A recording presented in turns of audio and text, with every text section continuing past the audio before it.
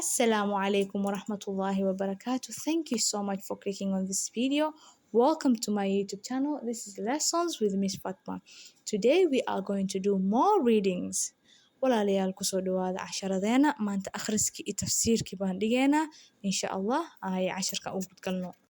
Pat and the fat cat. Pat iyo nyaanyuurti buurneed. Pat has a pet. Pat waxay haysataa xayawaanka guriga lagu hayo. Her pet xayawaankeeda is a fat cat. Waa nyaanyuur buuran. The fat cat nyaanyuurta buuran catches rats. Waxay qabataa jiirar. Banana. Moss. I am a banana. Aniga waxaan ahay moos. I am yellow. Waxaan ahay jaalle. I am soft. Waxaan ahay jileec. I am sweet. Aniga waxaan ahay macaan and delicious. Macaan laba jibaar.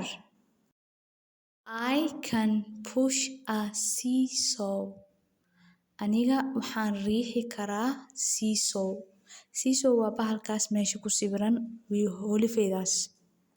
I can push a seesaw.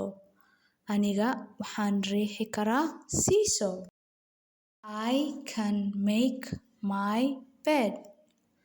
Aniga sariirteydii waan hagaajin karaa. I can wash the clothes.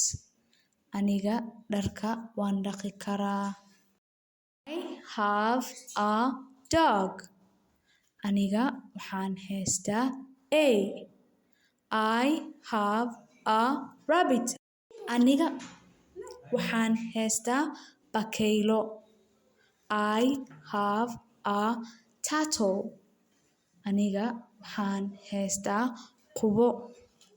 I have a bird. Aniga waxaan haystaa shimbir.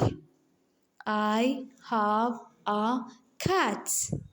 Aniga waxaan haystaa bisad.